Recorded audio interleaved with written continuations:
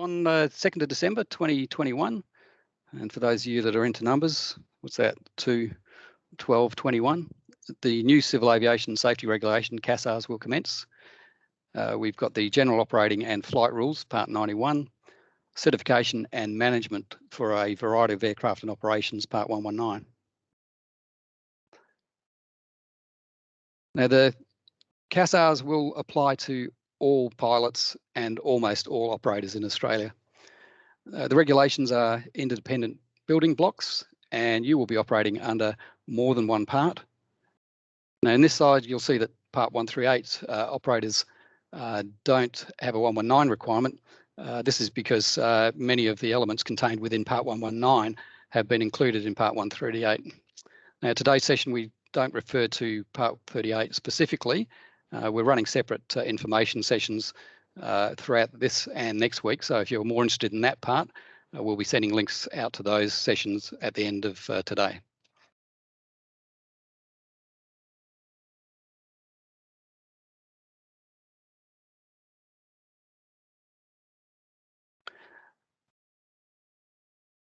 So as you can see with the building blocks, you've got the Part 91, Part 119, and for those of you that have be operating under Part 135 and also Part 121 today.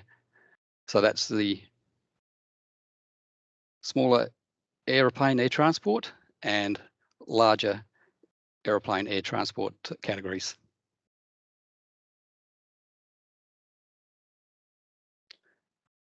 I guess the one of the reasons that you might be signing up today, and hopefully you'll be pretty well aware of most of these requirements, but there is a requirement before the 2nd of December for that transition to occur for you. And what CASA requires from here is an operations manual or exposition, either fully updated or an interim version with annexes. We also require a copy of any authorisations or exemptions issued under the old legislation that you intend to use past the 2nd of December. And we also require a CEO declaration. Now, the forms that are associated with that, including the CEO declaration, this is something that's probably quite new to a lot of people, and it just is indicating CASA's approach, as we'll see shortly, to the transition to the new regulations.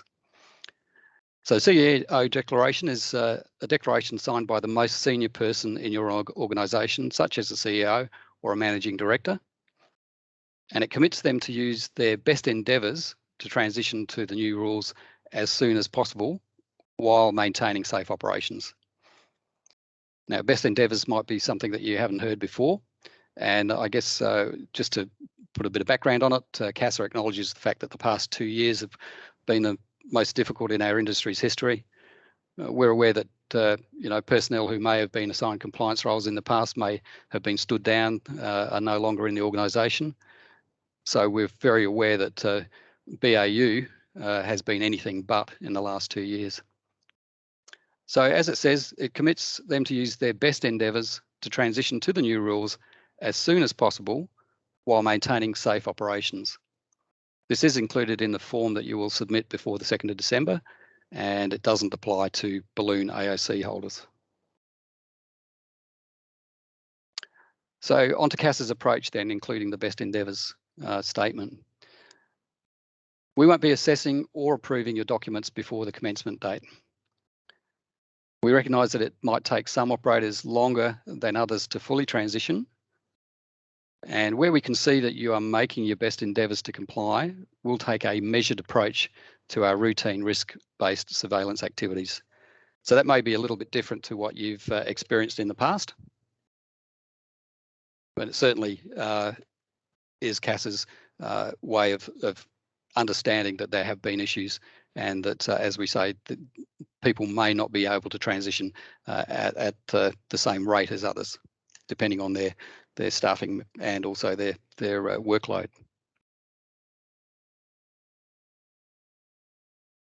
Now, we do have a step-by-step guide, and at the moment you would have notice that on the 5th of October, we did have some requirements at that point. So step-by-step guide, number 1, include new procedures for aerial work passengers if applicable, and also management of change. For an interim manual, number 2, for an interim manual with references to old rules, add a statement explaining that those references should be read as corresponding to the new rules. We want you to review the key operational changes guides and identify the changes that apply to you. Update any existing text or add new text where needed. So the step-by-step guide, there are lots of resources on the CASA website. Now, you don't have to read it all. There is a suggested minimum for AOC holder to automatically transition, and we'll send a link to some of these guides on, as Tim has done now for us. Thank you, Tim, on the website. So on the conversation block there at the moment, we've got the link to that. Now, it is a suggested minimum at this point, those 3 things that are required.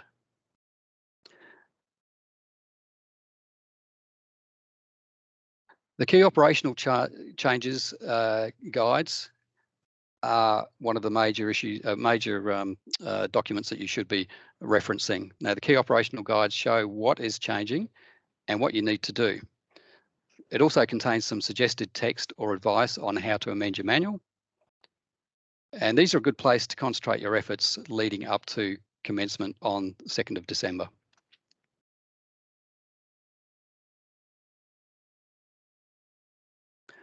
So let's look at some examples of how to use these guides. And I'm going to start with Part 91 because everybody will be affected by the change in Part 91. So here's an example of a regulation and the associated MOS. So it's 91.310, Chapter 16, and the title topic is Approach Brand for IFR Flights. As you can read there, the requirement is that at an aerodrome that has an air traffic service in operation and for which RVR reports are available for IOPs in approaches to the relevant runway, ensure that an approach to land is not conducted in the circumstances prescribed by Chapter 16 of the Part 91 MOS. Okay, sounds like a bit of a mouthful, but the regulation actually means that for a typical operator, if the RVR is less than the landing minima, you can't descend below 1,000 feet on the approach. Now, it only applies to aerodromes with RVR, and it's the reason behind it is to allow low-vis approach qualified aircraft to land, and it's a traffic measure. So essentially, if you've got an aircraft that is not qualified to land in these conditions, then rather than hold up the approach of an aircraft that is, that aircraft is basically banned from commencing the approach.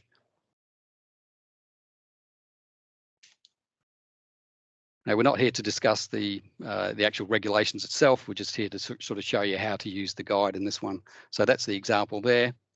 And what do you need to do? Well, the guide says that operators should ensure that crews are conversant with the new requirement, and existing procedures may require amendment. So you could probably all have a look at that and sort of decide that, yes, I actually do need to put something into my manual that changes that, or it could actually just be something that is a reminder to crew. So that's the suggested operator action, and here's what you need to do. Well, you might not have to do anything.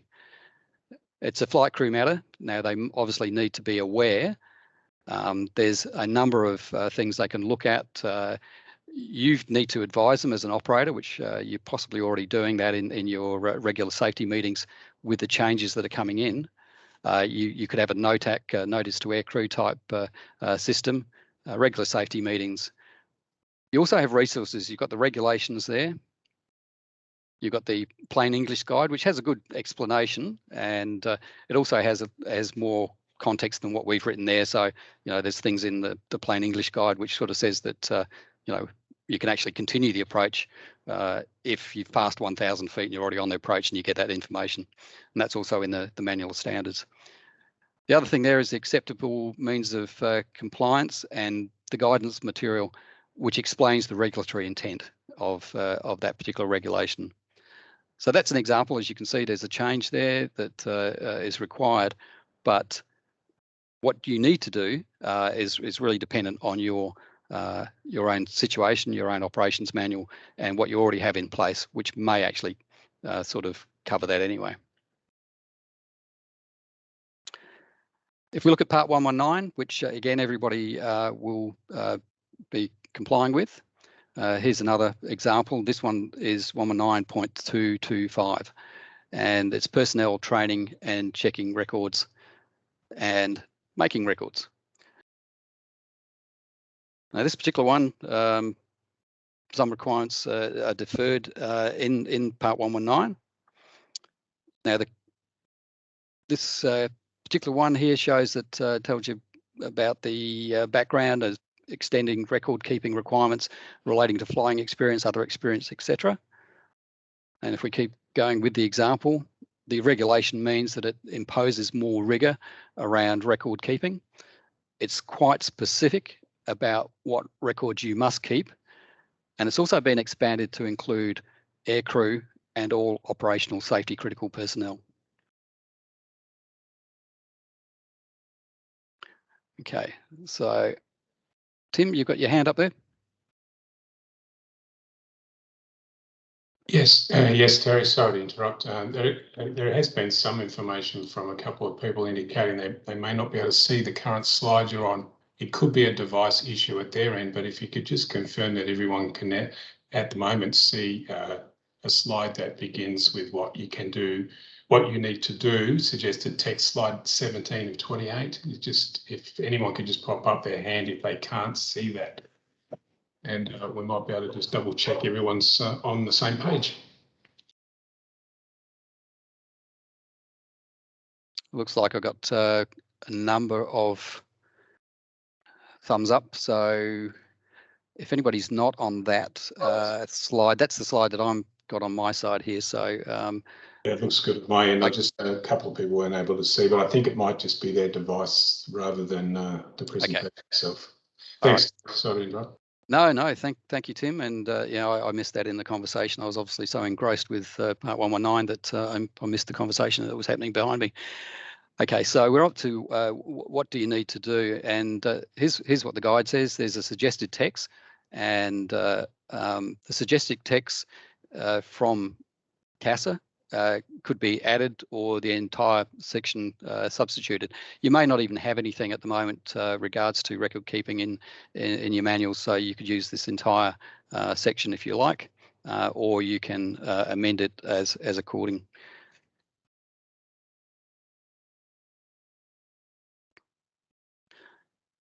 So moving on to another example now, this time it's the part 135 example. 135.120 is the regulation, and the title topic is crew activities necessary for safe operation. As it says there, it's a new requirement for operators and crew members, and it introduces a requirement for all operators to have sterile cockpit rules, provides circumstances for an exception during a medical transport operation. And as we go through, it says the requirement ensure that during the specified phases of flight, crew members are not required to carry out activities other than those necessary for the safe operation of the aeroplane. So I think most people in the session would be familiar with sterile cockpit procedures, but it is a new requirement for Part 135 operators. And what does it mean? It's a simple means of reducing the likelihood of flight crew distraction. And it's essentially left to the operator to decide if they adhere to the minimum in the regulation or not. So what do you need to do? Well, we have a sample text again for sterile cockpit procedures. If it's not already in your standard operating procedures, if it's not in your manuals, you can have a look at the text that we've got, and it's one method suitable for IFR and VFR operations. And I would imagine that most operators, if they haven't got their own, would customize this particular piece of text to their own operation. So again, what do you need to do? Well, if you already have a section on sterile cockpit procedures, you've got two basic options. As I mentioned, you can review the suggested text to see if it covers your circumstance, then insert the CASA suggested text as an amendment, or you can add the CASA text to the section you have as a blended section. So if there's something extra in there, you might want to sort of use those words to get across to your crew what sterile cockpit procedures are. Okay, our last look at some examples. Part 121 provision. And again, 121.200, stabilised approach requirements. It is a new requirement for operators. And the requirement is that it should be included in your exposition procedures for conducting stabilised approaches to land at an aerodrome. And what does the regulation mean? Well, it is fairly self-explanatory. It is introduced to formalise common safety practices since the old rules were created. And what do you need to do? So again, it's a suggested text. If you don't have it as part of your standard operating procedures at the moment, or if you don't have it as part of the necessary requirements in the aircraft flight manual to operate that aeroplane, then this is a suggested text for stabilised approach criteria and procedures. Now, the text provided represents common industry practice. So again, you may already be using this, and you can customise the text provided or use previously published procedures, as I mentioned. And where it says XX, insert the figures that are relevant to your operation and aeroplane requirements. Operators are free to amend and adjust this text provided the regulatory intent is satisfied. And again, the AMGM is guidance material. AMC will have that intent there for you as well. Brings us to questions, and this is where I'm going to defer to our subject matter experts.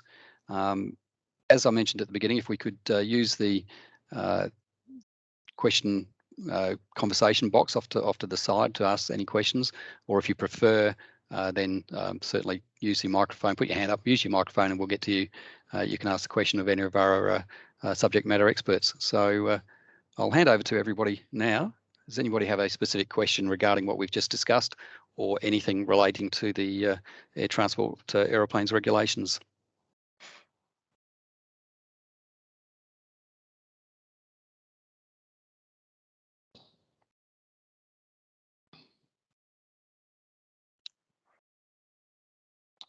Jerry, I might just come in there whilst people are having a think about any questions they might have.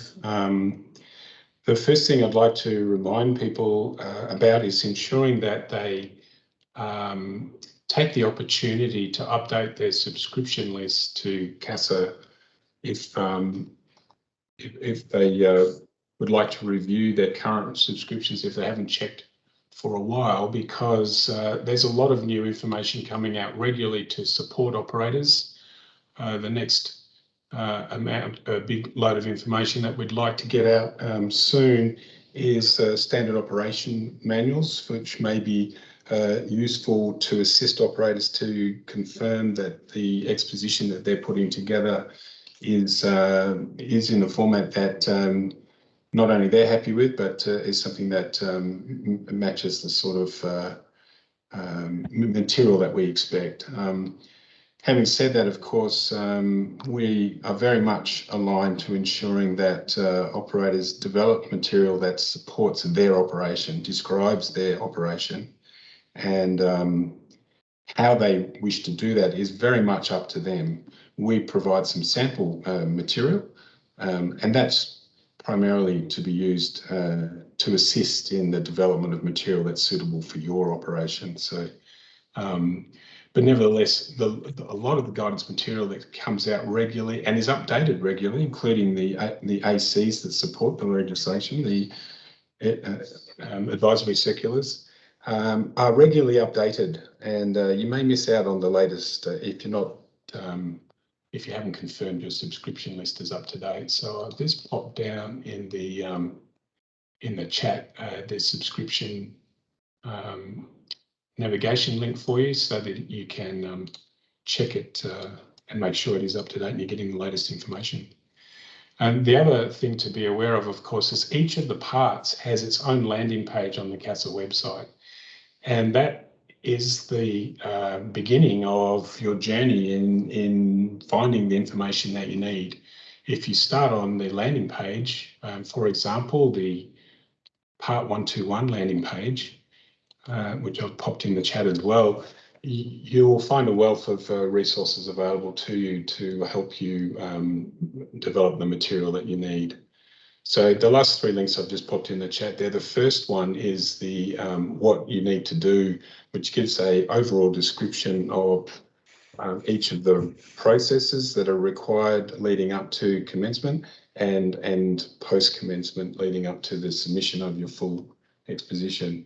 So the 2nd of December requirement is described there for you and some resources available to assist you. And the second link is the subscribe, and the third is the 121 landing page, which are useful for operators in this space. So I hope you find that information useful, and yeah, if anyone has any questions, please go ahead and ask us, and we'll do what we can to assist. Thanks, Tim. Yeah, that's a good point to remind people of the subscriptions, and we all sort of caution people when they do look at the subscription part of the website that they sort of really just only tick the items that they believe they're going to need. If you are not really associated with the engineering side of the world, it's probably not worth ticking some of those sort of subscriptions, because you'll find you'll get every single report from engineering, and you possibly don't even need that. And of course, we're already getting bombarded with a lot of stuff from outside of CASA and within CASA. So just be careful as to what you tick. So I'm just sort of having a look now to try and sort of wonder whether it's worthwhile for everybody to have a look through the website, but I'm just having trouble sort of accessing that myself right now. So seems like we don't have too many questions arising out of that initial stuff that we've discussed, and I'm also not getting any more through the conversations. Can I ask the SMEs if there's any points that they believe that that we should make at this point that will help people in either their transition, or if there's confusion that we know about that we've already, I guess, resolved in previous sessions? I'll open to the subject matter experts.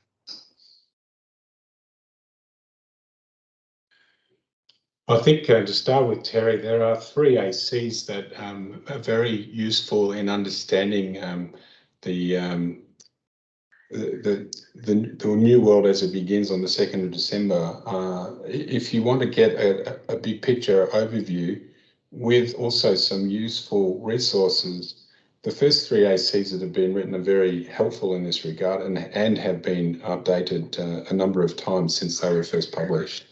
And that's AC 1-01, 1-02, and 1-03. They refer to the CASA's legislative framework, the content of an exposition, and also CASA's transitional policy material, which helps operators understand not only how CASA intends to transition their organisations to the new regulations, but also describes in some extended detail the deferred provisions that are available to existing AC holders.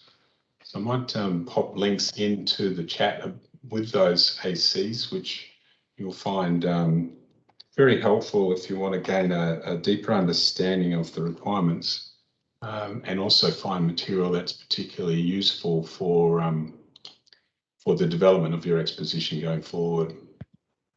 Once you've taken those on board, you'll find a much greater understanding of the requirements, and you may find your future journey a lot easier as a result. Thanks, Tim. Hopefully that's hopefully everybody's getting that through on the conversation there. They'll see the AC that's there, understanding the legislative framework, which will possibly answer some questions that they may have.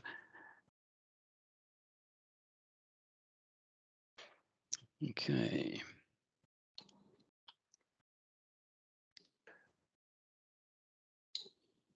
So the last one I'm popping in now is actually the transition to the flight ops regs, and that AC is already at version 3 and has some very useful information to assist operators understanding how their AOC is going to be transitioned. There's also a transitional policy document, which is very useful to read in conjunction with that too. So I'll just pop that in as well. Thank you.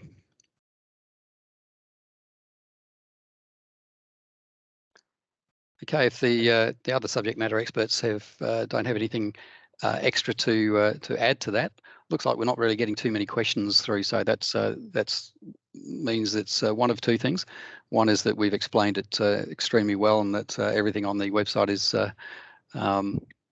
is fantastic. Or number two is that we've created so much confusion that nobody knows what to ask. But we do have one here anyway from Jessica. And the question is, to whom can operators address questions re AMC for items deferred for later implementation, assuming on December 2 items for discussion in this forum? So anybody want to take that? So who can operators address questions re acceptable means of compliance for items deferred for later implementation? Anybody got that one?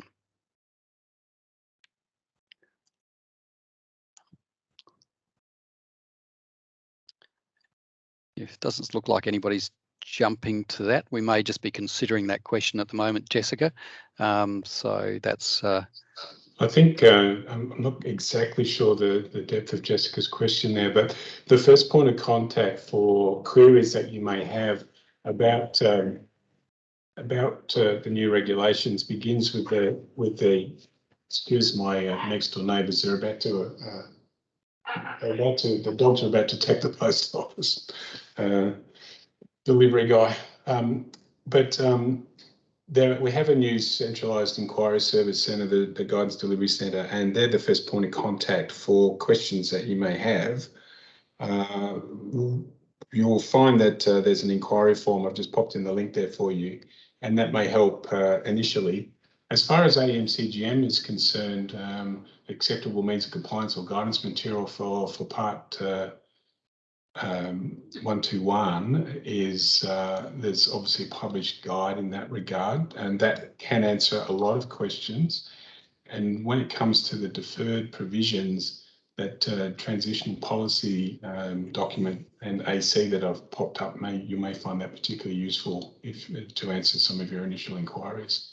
I'm not sure if that helps, Jessica, but is that if it isn't, please let us know. And I understand Sean's got a question as well. Yeah, Sean's just saying, are you taking questions on specific regs or just the transition as a whole? Right. Well, the focus of this presentation is primarily on assisting operators to understand what their requirements are for the 2nd of December submission. However, we're more than happy to discuss any issues that operators may have at the moment. So feel free to ask any question and we'll do what we can to help. And if we can't answer it, we'll certainly do what we can to track down an answer for you. And then we'll get back to you directly. Thanks, Tim. So yes, so Sean, if you do have anything that you have a specific question for, we do have subject matter experts with us this afternoon. They may not necessarily be the subject matter experts in that particular reg, but we certainly will be able to find somebody who, we always say that if we can't find the answer, we certainly know somebody who will have the answer. So is there a specific question?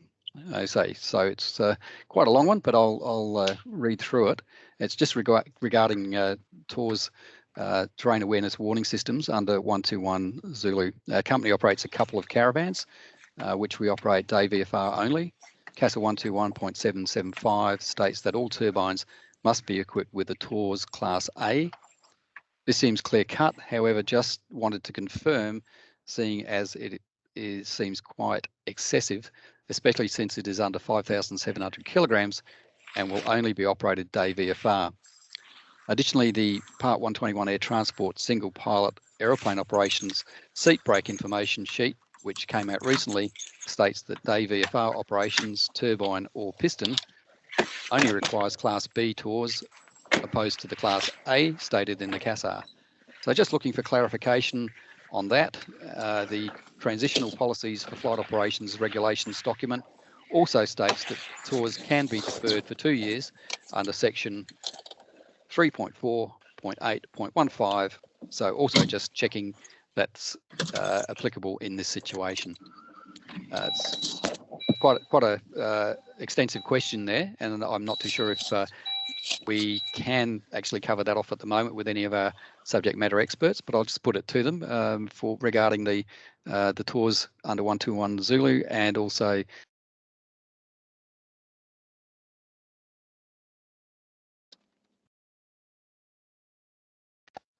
sorry, how's that? Yeah, we've got you back, Kerry. All right, I don't know what happened there. It says somebody muted me, so I take the hint. Yeah, it was quite a long question. There's somebody with perhaps is in a car or something. There's quite a lot of background noise, so if you just confirm your microphones are muted for the moment, that will help Terry continue to communicate with us. Thanks very much. Thanks, Tim. So I'm not too sure if any of the subject matter experts got the main gist of that question, but it does relate to the caravan operation in day VFR and the tours under 121 Zulu. We're also sort of have the question there regarding some of the stuff with the seat brake information sheet that came out recently. I'm not too sure that we have anybody that can answer that. If we can, then certainly please go ahead. And it looks like Glenn, you might have a response to that particular question, please. Yeah, g'day everybody. It's Glenn Warwick. The specific detail in answering that is probably not abundantly clear yet. So I think given the notion of there is still some work to do to ensure that the legal mechanisms behind enabling the seat brake decision that was made in the last week, this should become clearer in the near future. So we'll probably be better placed to take that question on notice, because it is quite complex and there are some interrelated things, and I'd hate to give you the wrong impression or the wrong information today. So we'll take that on notice, I think is the best way to go here. Broadly speaking though, a number of these margin issues will become clearer as the directions and instruments required to enable that seat brake change to occur become published, and the guidance material associated with it gets put on the web. Yeah, thanks, Glenn. That's a very good question from Sean, and those sorts of questions are the sorts of things that help us make sure that when we do finalise the material for particular regulations, that we've considered as much as we possibly can. So thank you for the question. Remembering, of course, the seat brake announcement, which for those who aren't already aware of, just posted into the chat as well, is a proposed change that Cass has highlighted for the future. And as Glenn alluded to, there's still a lot of work to be done to ensure the legal mechanisms are in place and all of the I's are dotted and T's are crossed. So your question is well received and will be taken on board in the ongoing development and finalisation of that proposal. Thanks very much, Sean. Yeah, thanks, Sean. I appreciate the question there. Do we have any more questions for our experts here? I guess the point of our exercise today is that we do have these gentlemen available to discuss the regulations, and as I mentioned, we may have got the regulations correct and everybody knows them really well, or it may be that we're all just still interpreting them and coming up with the questions such as Sean just had there, which may not receive an immediate answer. So this is a great opportunity for everybody to utilise the CASA subject matter experts that we have right now, if you've got anything to ask. Otherwise, this isn't the end of it, of course. We still have ongoing sessions coming up over tomorrow and also next week for the various parts So you can also sign up for those if you find that there's something you'd like to clarify coming up in the future. Okay. Well, by my timing, we've been going for about 40 minutes. We're about halfway through the allocated time that we do have available, and there's obviously no compulsion to remain on that particular schedule if we do finish ahead of schedule. I would have liked to have been able to show you through the CASA website, but I was just having trouble sort of getting down that myself at the moment. So with that in mind, if there's any more questions, please feel free over the next couple of minutes to ask them. Certainly from our subject matter experts, if you'd like to sort of add anything that we can sort of, I guess, value add to our attendees today, that'd be most welcome.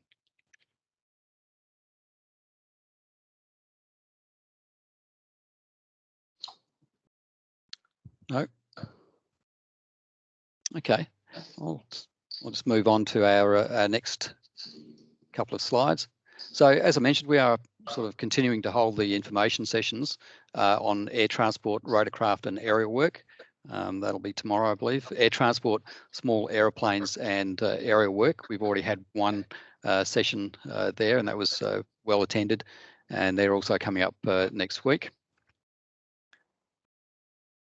CASA will send you an email after this session with how to register for those sessions.